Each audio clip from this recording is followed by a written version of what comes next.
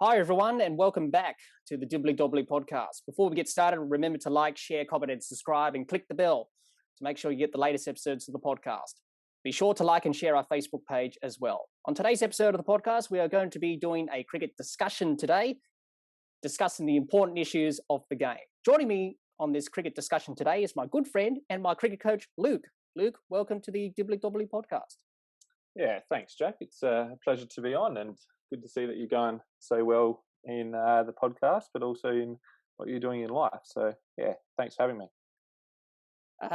No worries, Luke. Thanks for coming on today to discuss some important topics you would agree on the game of cricket in general.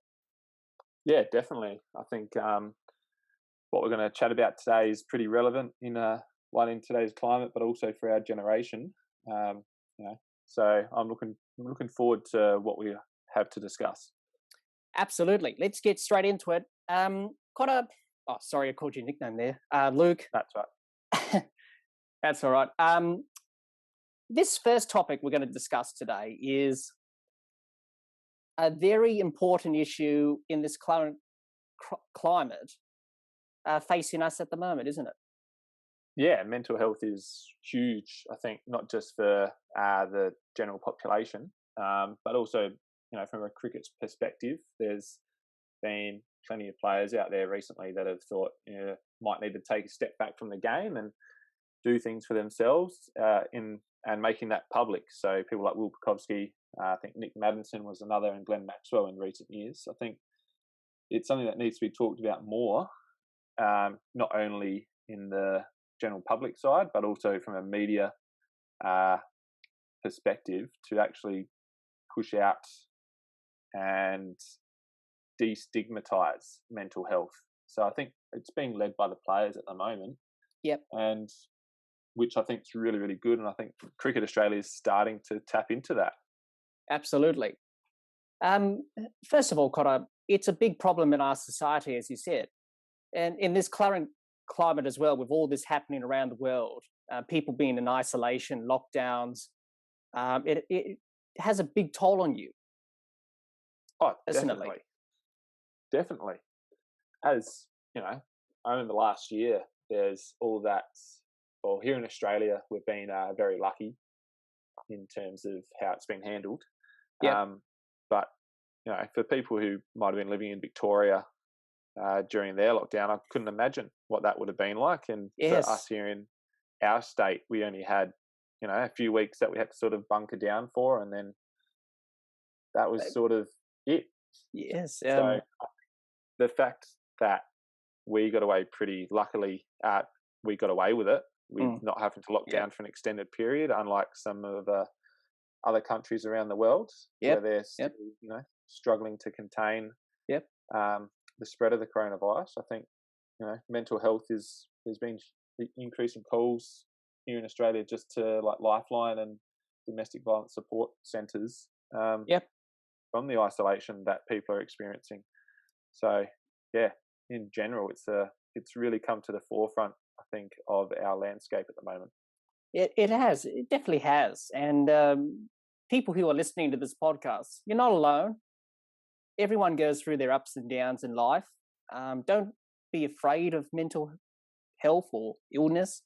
It's an illness. It's not a weakness. It's an illness, isn't it, Luke? Yes, very much so. It's there is. I guess you look at it as if you've got a knee injury, you're going to have to spend time out of the sport or out of your job for a period of time as you get the support and medical attention that you require. And I think mental health is no different in that. If you need to take time away from whether it's your sport or your job and get support, then it's really no different to any other physical injury in terms of how absolutely dealt with at a holistic level. Absolutely, indeed it is. Mental health is such a big issue in cricket. We've seen a lot of players come out, as you mentioned before, Will Pucovski, I know Glenn Maxwell, Nick Maddinson have done in the past, Moses Enriques has as well. What is it, Luke, about mental health in men in particular, that they don't want to admit it, that they sense to fear it? and not admit that they have a problem. Yeah, I think it just goes back to the patriarchy, I guess, in that, men are, I think, through history have been shown as being like strong. There's no weakness. You don't can't be broken. Yep. And if you do show that you are broken, then historically you may lose your position in society, whether that's a job or in the household. But I think in the 21st century, there's a whole different probably social structure which is for the better. And I think men need to understand that, showing your weakness is probably your biggest strength in being able to understand that, I'm not going okay. I can't keep faking it, because if you keep faking it and putting it off, it's just, you're not dealing with what needs to be dealt with. That's right. You can't put this off, as you said, for any length of time. It gets to a point where you are really struggling, and it is time to seek that help and assistance, isn't it? Yeah, definitely. It's men stereotypically are less likely to go see a doctor for feeling unwell, for just having a general cold. So I can, getting men to destigmatize and open up to expressing their feelings and emotions, and be able to even just go see a doctor or a therapist for their mental health is obviously going to be another big step. But I think the more that people who are in the spotlight and have a public audience who are starting to, identify and speak about their health physically and mentally, will hopefully increase the amount of males out in the world who will seek assistance. Yes, absolutely. And for those who are listening, as Luke just touched on there, we need to address this problem seriously. Everyone needs to think about it, because it will happen to you someday. I'm not saying everyone's immune to this. No one's immune to mental health, are they, Luke? It happens to everyone. It does happen to everyone. We always have a bad day here or there, and probably where we are in our well-being and our experiences with resilience will determine how well we bounce back from that. Absolutely, indeed. Let's get into mental health and cricket in particular in this discussion. So we've touched on mental health in general, and now in cricket. With this current climate at the moment now, Luke, players being in bio bubbles, being away from their families, not going out, being locked in isolation, but only going out for training and following all the protocols which they have to follow in order for the players to be healthy and safe, so they can go out and do what they love, and that's playing this great game that we all love. That takes a toll on you when you tour for a very long time, like a couple of months maybe. It takes a lot out of you mentally and physically. Definitely. You look at, even you take away the bio bubble and just the amount of time that cricketers do spend away from their families. With the bio bubbles now, they're almost there's time taken away from even some of their own teammates or their opposition, who they would usually maybe socialise with outside of the game and in between, whether it's in the IPL or whether that's on an Ashes tour or a tour of another country. There's always time to mingle with the opposition. And I think being in these bio bubbles now, it's very much getting off plane, buses into a hotel, do your training, back to your hotel, and there's not much opportunity to release or live your own life in those experiences and be able to I know the huge thing like going to India for a lot of Australian players was being able to get out into the communities and seeing the entire country, and obviously they're not going to be able to do that for the foreseeable future. Well, I could remember Steve Waugh used to do that. He used to take his camera out, especially in India, take a lot of photos, and obviously players can't do that now. No, so don't have that freedom now. No, none at all. Which I think it's obviously for the best and for the sport to continue. For the viewers, the bio bubbles are going to be, they will be around for until vaccines are widely distributed around the world, I think bio is something that, teams are going to need to find a way to deal with that and be able to, balance between rest and play and be able to manage not only the physical well-being, but also the mental well-being of their players. Absolutely. And people's perceptions, the fans' perceptions, I'm talking about, into the players. An example is when India toured Australia. India complained about being in the bubble because it was a long tour. They were here for months. They just came off an IPL, which was scheduled in October in the UAE. So they were in a bubble for like 2 months, 7 weeks or something like that. That's how long the IPL goes for.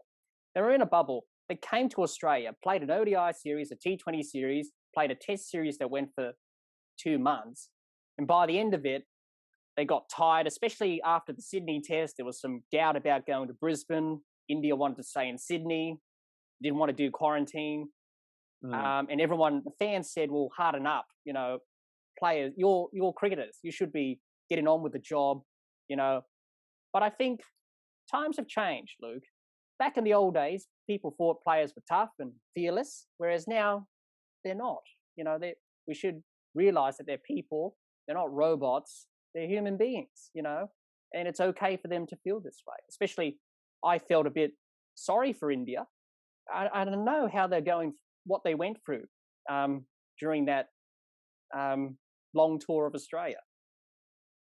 Yeah, definitely. It's probably a quiet perspective that you share, Jack, in that a lot of and myself included at the time, I was like, well, you're in such a privileged position to be able to, travel the world in a time that no one really can. Yep. But also the understanding that, they were obviously struggling. They hadn't seen their families for upwards of 8 weeks, if not longer. I think because if the IPL was October, I think they finished up here late January.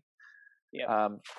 And then basically they've gone straight back into another IPL series, which is, I can really understand that being in that isolation and just around staying people for 3 months or 2 to 3 months would have been very taxing. And I'll make the connection to Australian rules football in that clubs had to do similar for upwards of 8 weeks, and the amount of relationship breakdowns that occurred during that time because people husbands had to spend time away from their wives, their partners, their children, their families, and in the middle of a pandemic. So I can, having seen how that played out in the football sphere, and cricket is obviously the exact same in terms of the experience they would have had, but having to travel internationally and time zones that they would have had to manage that Indian team. Absolutely.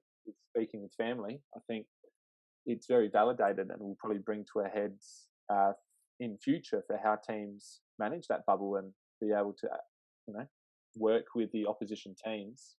And so like Cricket Australia can work with other governing bodies to figure out the best way to manage the well-being and health of their players and staff. Yeah, that's right. And obviously for Australia, of course, I think Australia, obviously we've been, we've been very lucky in terms of how we've been controlling this terrible, terrible thing that's impacted so many lives around the world. We're very fortunate in Australia that we were able to have an international summer of cricket to put some smiles on people's faces and for crowds to return and watch the game. Obviously, cast your mind back to when New Zealand were here in that one-day series at the SCG. It was an empty SCG when all this started a year ago. And now in Australia, we're able to have crowds back, which is great, adds that atmosphere in a limited capacity, in a safe environment, of course. And we have to respect the protocols and what's been put in place by governments, of course, and by Cricket Australia in the bio bubble. Obviously, there was a lot of criticism about Australia not going to South Africa, because of the situation in South Africa. But I thought Cricket Australia made a very good decision. At the end of the day, if it's going to impact the health and safety of players, don't risk it. there will be always another time to schedule the series if it's safe to do so. Would you agree, Luke? Yeah, I think Cricket Australia made the right call there. Obviously, they would have had, surveyed and canvassed the playing group that were going to be travelling there. Yep. And I dare say they would have been against making that tour, not only because of the, I guess it mainly was because of coronavirus, and with that new strain over there, plus the uncertainty of probably being able to return and what they would have needed to have done to be able to return to Australia.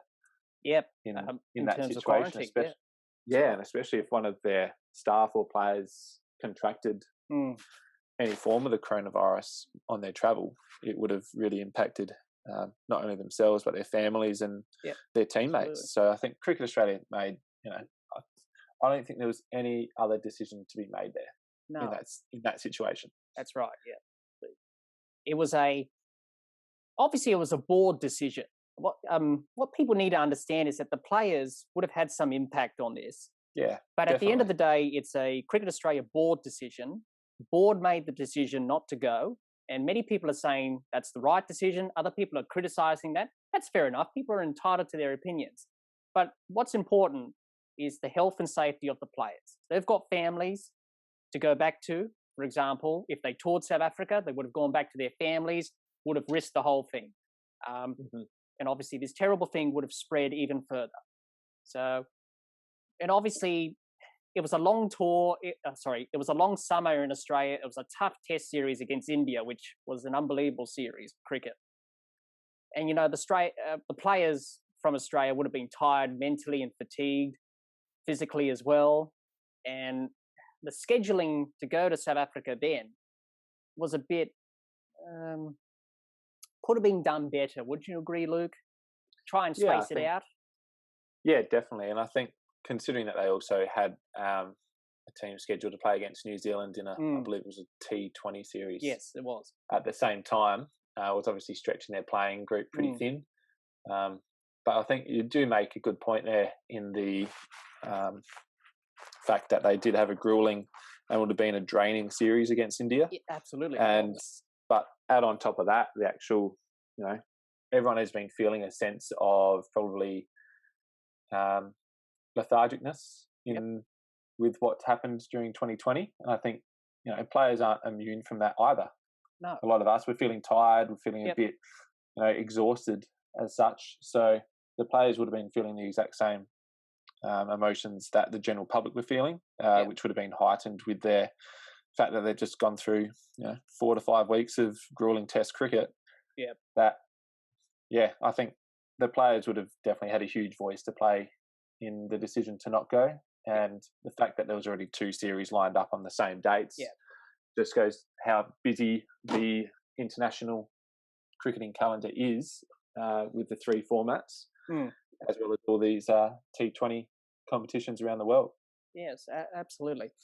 And I think that's probably for the ICC and for cricket boards to consider going forward, even when we get out of this situation, because the international schedule is so condensed. There's a lot of cricket being played, and a lot of people are complaining about the scheduling and the impact it has on players mentally and physically. Injuries occur.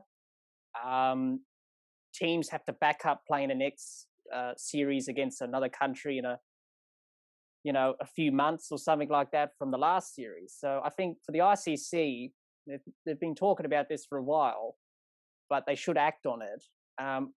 Make sure the international schedule is not so busy. Give time for players to rest, recuperate, refresh mentally and physically so they can go out there and perform to their ability and win games for their country. Would you agree, Luke?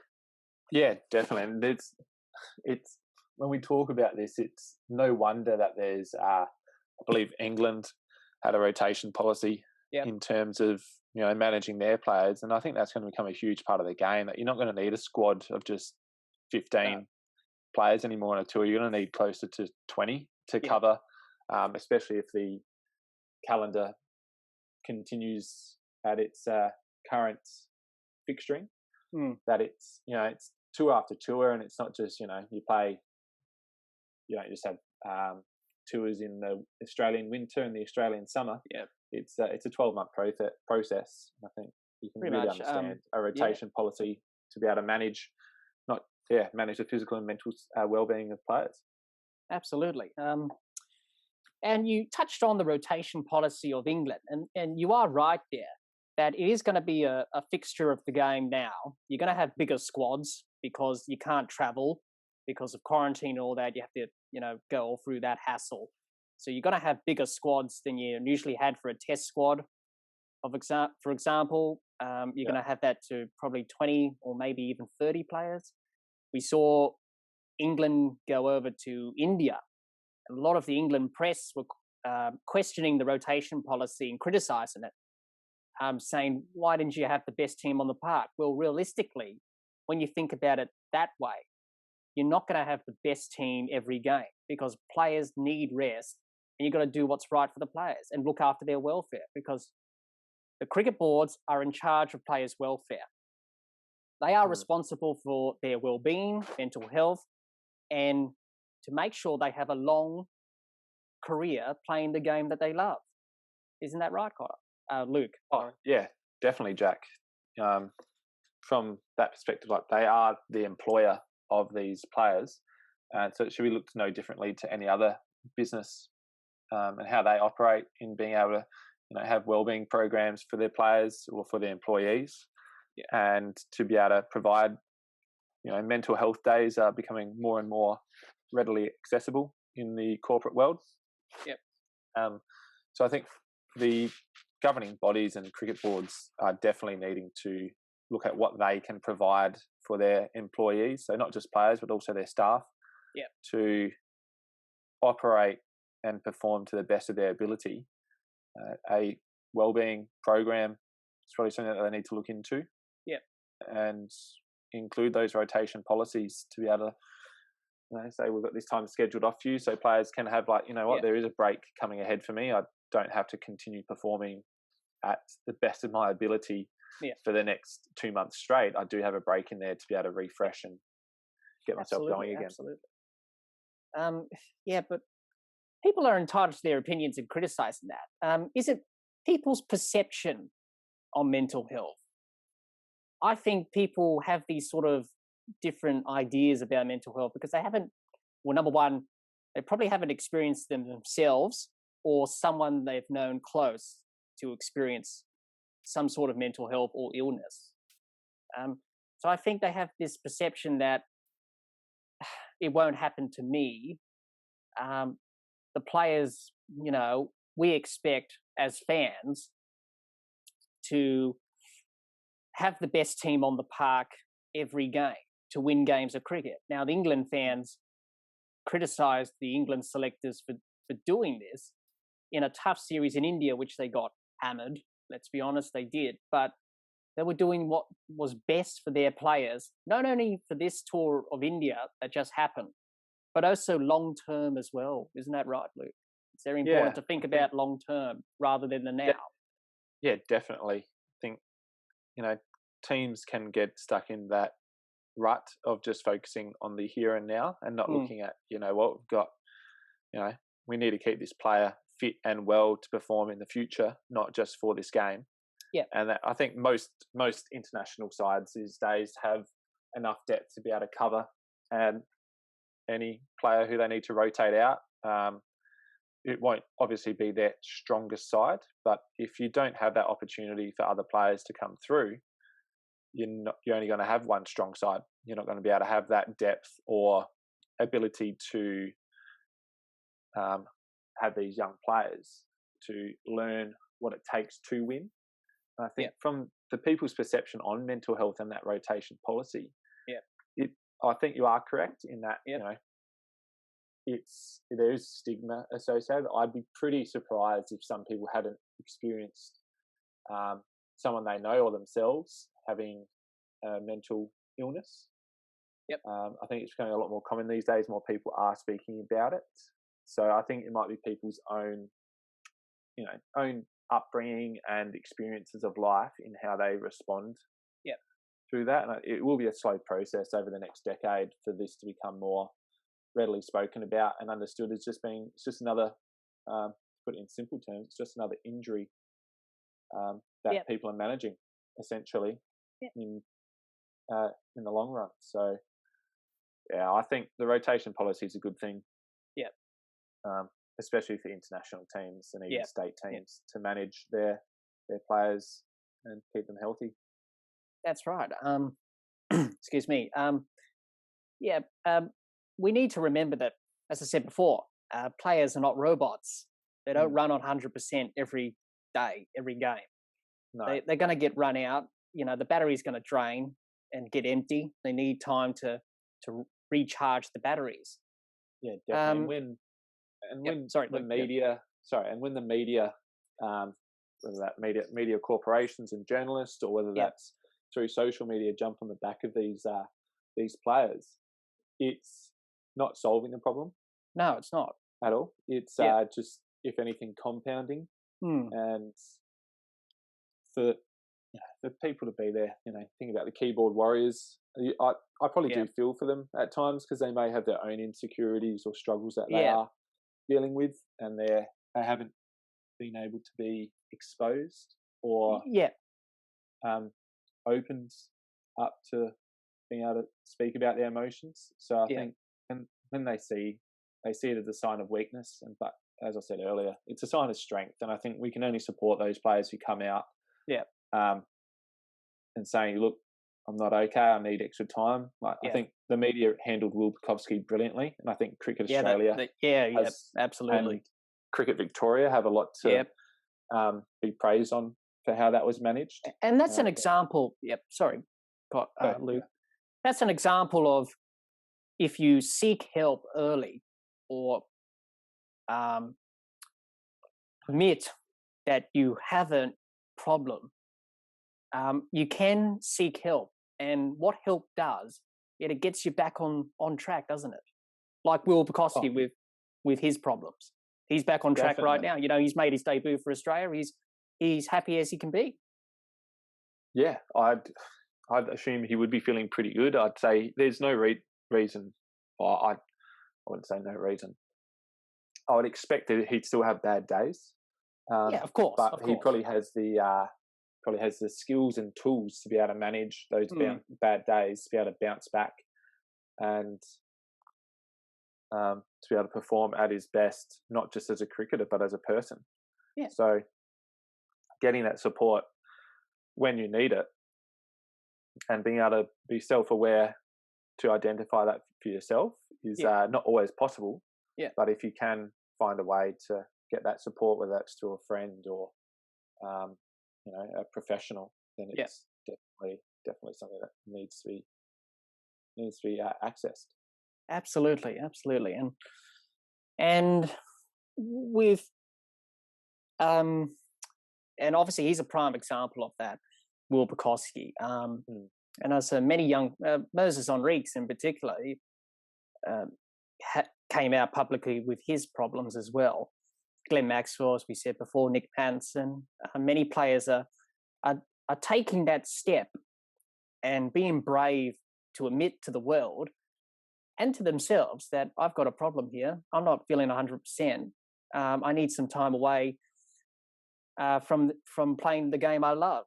It's very important to seek that help early, recognize the signs. Is it important, Cotter, that we have to recognize the signs and be educated 100%. on picking up mental health? Yeah, it can be just really small things can be a sign. It could be your mate or a family member, for a couple of times turning down a social gathering. Honestly, as simple as that could be the first sign that, they may not be confident yet to ask for help, but I would, from my own experience, that they would be wanting and would be willing for someone to ask how they are going and have a chat with them. It's education is probably the first point of call, and I think here in Australia they're doing that really well from a Cricketing Australia point of view, and probably I'm not sure what the state bodies are doing, but I know Cricket Australia are bringing in some wellbeing programs. Yep. It's important, and now the international teams have psychologists on tour as well, so players can talk to them as well. Sports psychologists and dealing with these emotions that they may be feeling when in the spotlight, because players, it's a lonely place, cricket, as an international player. You know, it's a lonely place. It's a tough job, and we should be more empathetic towards them and put ourselves in their shoes and what they're feeling. You know, how would you like it if someone said those things in the media about you? You know, most of the things the media say and people say on social media is absolutely disgraceful. Absolutely disgraceful. No, Wouldn't you agree, Luke? Oh, yeah, 100%. It's the only thing you can sort of say is put yourselves in their shoes, or go back to your own time in when you're at school or in your workplace and people are talking about you, whether that's behind your back or making a snarky comment. Doesn't make you feel great. So if you're returning favour to these people in the public spotlight, you're no better than the people who are doing that to yourself. And I think we need to treat those people who are making controversial statements or comments regarding other players' mental health. I think we need to educate them rather than pull them down, is to educate them, understanding what people are actually going through. Yeah, absolutely. It's all about that word again, education, and understanding what mental health and mental illness is, which is very important in our society, but also in cricket as well. Definitely. Luke, obviously, your profession is a teacher, obviously. You work with children, you teach children. So you're trained as well to understand the signs at a school level as well, in terms of mental health with young kids in particular. Yeah, definitely. I think there's been I've only been in the profession 6 years now, but there's definitely been a change. I think in resilience levels of children. And I think if we connect this to cricket in a way, I'd say failure is something that kids shy away from. And because they're afraid of failure, they're not willing to take risks. So that inability or aversion from taking a risk connects to cricket, because if you're a batter and you're just starting to play the game, your ability to score is going to be affected because you're not willing to take a risk, because if you get out, you're out. There's, especially in, if you have an age of around 12, 13, there's no, you're batting for 4 overs in a partnership, et cetera, et cetera. Once you get past that, you're out. So definitely amongst young people and children, there is an increased risk of there being mental health illnesses in the future. And that's hand in hand with, the access to social media they have now from a young age, technology and how they communicate with people their own age and people around the world is not face-to-face anymore. So the messages and information they receive is up to their own interpretation, because you're reading a message and there's no tone to a piece of text. Like what we're having here, you can tell whether I'm interested or not because my voice changes and how I interact with you. So absolutely. What I can say could have 2 or 3 different meanings depending on how I say it. So when young people have a huge challenge ahead of them in relation to mental health, and I think it's probably our generation, those of us who are in our 20s and 30s, to be able to be really aware of that. And when we become parents or work with young people in our professions or with younger family members, to really, really be aware of that and just be there for people when they need it. Absolutely. I totally agree with all you've said there, Luke. And that's very important as well. Technology these days, we tend not to see one another face to face, as you said. It's a bit tough now, obviously, because of all this that's happening. We can't be able to do that. But we can communicate with technology. That's the benefit of it. You can definitely. You can check up on your mates or whatever by giving them a phone call, a text. Just make sure you're checking in with them, and it's very important to do that when you're struggling, isn't it, Luke? Yeah, it is. It is. To be able to make that reach out to others is probably the last thing you feel like doing, because you don't want to be seen as a hindrance on that other person's life. But I think if you've got the right network around you, and there's always one person who's willing to have that conversation with you, and you'd be really surprised probably to hear who that person would be.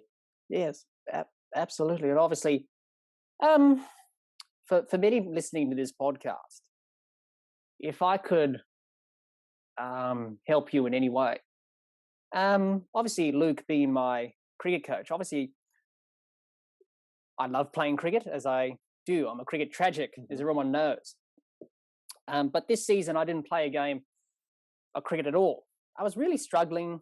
I was going through bad days, got too much. And obviously Luke, being my cricket coach, obviously I confide in you and took that step to reach out to you and say, I'm not feeling 100% here, mate. Probably I need some time away, and look after my own health. And obviously I'm not ashamed to admit that to everyone on this podcast. We need to take that step. And if you've got a problem, don't shy away from it. Talk about it, seek help. And I've done that with obviously Luke, obviously being my coach. And I felt better after it. And he's understand my concerns, and he hasn't pressured me to play for the team this year where I play in my local comp, because he's, understanding my needs and what I need to do. Isn't that right, Luke? And obviously you've been a great support through that time. No, thank you, Jack. I'm glad I was to be able to be of assistance for you. But the fact that you did have that strength and courage to come forward and talk about your feelings and to say how you're going and this is what I think I need to do was brilliant of you. And more people do need to do it. We're not saying this to put pressure on anyone out there. That you've made some bad decisions to not speak to anyone. That's not the case. I can personally vouch for yourself that it was probably a difficult thing for you to do, and I've had to do it in the past as well, to speak to my own mates about how I've been going at different points in my life. And once you take that step, it's liberating in a way, because all of a sudden you realize that you're not alone, and that there are people out there who have felt the same way or are feeling the same way as you. And that's right. May have strategies for yourself on how to be able to manage your own feelings. And at the end of the day, most people are just there and they're happy to just listen. That's the minimum they can do to allow anyone to be able to release what they're feeling. Absolutely. And obviously Cotter, sorry, Luke, keep calling you a nickname here. It's okay, mate.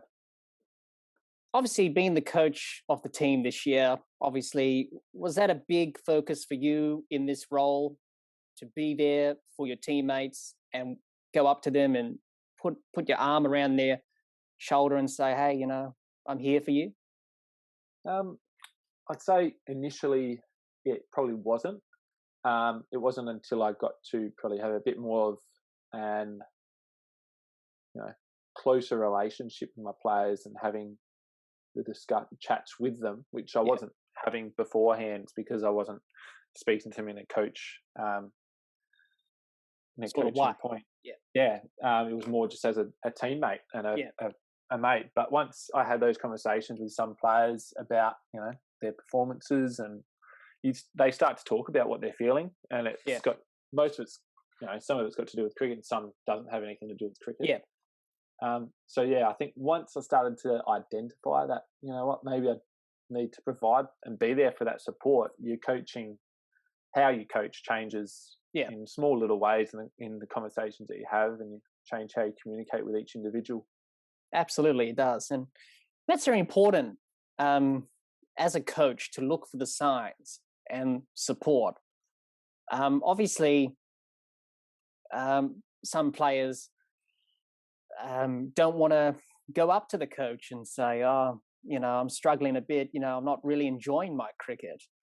Would you encourage those people to, from a cricketing point of view, come up to the coach and say, how they're feeling, if you know what I mean? Yeah, I think definitely a coach, if someone's in the position of a coach, they're there for more than just teaching cricket. They're there because they've got a skill or a vocation to connect with people.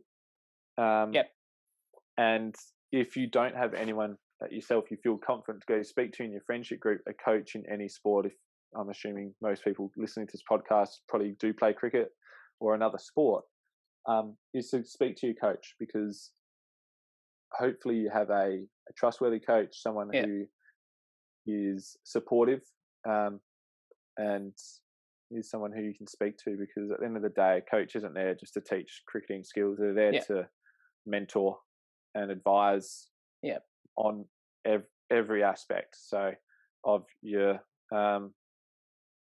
game, and also your mental approach. So absolutely. Being able to speak to that trusted person, and if that's a coach, the coach has a huge role to play in that area. Absolutely. And I think people skills as well is important from a coach, isn't it? To listen rather than to talk and butt in. Just listen to what the player concern has to say to you as a coach. And that's very important. Top tip for all of the coaches out there: listen to the players. If you listen, then you understand and you can help them if you do listen. Isn't that right, Luke? It's very important to listen as a coach. Yeah, listening across the board is very, very important. I think from a teacher perspective here as well, we teach things, we get feedback from students, and as a coach, in this case, your players, and then you sort of have to adjust how you teach again next time, or what your approach is, because you listen to what they're needing, you're seeing what they're needing, and you're going to have to adjust your approach. So a one-size-fits-all approach doesn't work. People talk about, there's coaching styles and whatnot out there. There isn't. I wouldn't say there is coaching styles. I think a good coach these days just coach, and that needs to be adaptable and flexible, because no two players are the same, or no two people are the same. That's right. We're all different in this world. Yeah, we all have different personalities, different ways of thinking, different upbringings, different families. We're not all copycats in this world. No. Embrace being you. That's very important. That's what I will say to many people, especially when you play this game. Be yourself. Luke, you know how I am on the cricket field. I celebrate when I take a wicket and dive and slide on the field, because that's just me. That's, embrace being you, isn't that? We've got to do that. I think so, definitely. And as probably one thing I stressed to my players this year, or to the team, was to, at the end of the play your role, and to identify what your role is within a team. You don't have to be the star wicket taker or the biggest run scorer to help your team be successful. It's, if you're trying to reach for something that you're not going to be able to achieve, play to your strength. If that strength as a bowler is to bowl with an economy rate of 2 runs per over across 10 overs, or however many overs you bowl in your game, then play that role. Don't try and be quicker or do anything too different to become more of a wicket taker immediately. Play your role, because there are going to be those players in your team that are going to be wicket takers, but they're going to go up maybe 3 or 4 and over. So there needs to be someone there to put the brakes on and build that pressure. Absolutely. And what we've said in this discussion about mental health so far is, obviously it's important to seek help, talk to someone. And if you're one of those people that criticize on social media, take a minute to pause and reflect, right? Just think about what you are actually going to do before you type it on the keyboard or whatever, and comment on these, social media pages or whatever. Take a minute to think what you're doing, because you may say that about the player, maybe hurtful, maybe negative. Think about what you're doing before you do it. Isn't that right, Luke? Think before you do something like that. Just think about the implications that your comment may have on the player or someone. Yeah, definitely. Like if you comes back to, if you don't, there used to be a saying that said, if you don't have anything nice to say, don't say anything at all. Yeah. But I feel like that needs to change to, and I can't remember who I'm quoting here, but if you don't have anything nice to say, you're not thinking hard enough. Yeah. And I think that ability to think before you say is something that's been lost. So I think being able to think before you say or write or communicate, you have to do it, because think about if that was someone writing that about you. Yeah. At the end of the day, you keep it simple. If you wouldn't want that to be written about you, and reflect really deeply on that. If you're thinking, oh yeah, I can take it. Think about it if you're at a lower level in your mental health. Yeah. Think about if someone's saying that about you. So yeah, think before you say and do is huge. That's very important. And for most people in general, not only in cricket circles, but in general, people who comment on social media, you're probably not going to meet them. They're sort of like faceless people. You're not going to really meet them. So whatever is said, don't take that to heart. Try and, focus on the positives rather than the negatives. Try and block that out, because at the end of the day, that's probably their opinion. But at the end of the day, I don't think there should be any negativity in this world. We should all try and be positive and look at the positives. Isn't that right, Luke? Don't be too affected on what people think or say about you as a person. No, definitely. That's called resilience, I guess. At the end of the day, is being able to, bounce back from negative comments. There's always a place for constructive criticism. I'm a huge fan of being constructive and giving constructive feedback. Yep. But yeah, if there is, negative words being said about you, it's, we need to reach out to those people more with love and care than, letting it affect us too much. So it's something that we learn as we go. It's not something that's going to be like, oh, yeah, I'm going to respond with love and care and not be affected by this bloke or person who's tearing me down. It does take time and does take a huge mental shift. So yeah, it's just practicing being positive, and practicing focusing on you and the things that you love and the people around you that you care about and who care about you. So rather than being affected by, external sources that don't really have much impact on you. That's right. From the day to day. Absolutely. Obviously, mental health, and we've touched on it in this topic, we can't stress enough. Please seek help. If anything has caused you to think about your own mental health and well-being, and you need to contact someone, please do. If you're here in Australia, we've got many organisations you can get in touch with. Luke, what are some of the organisations that people can get in touch and seek help here in Australia?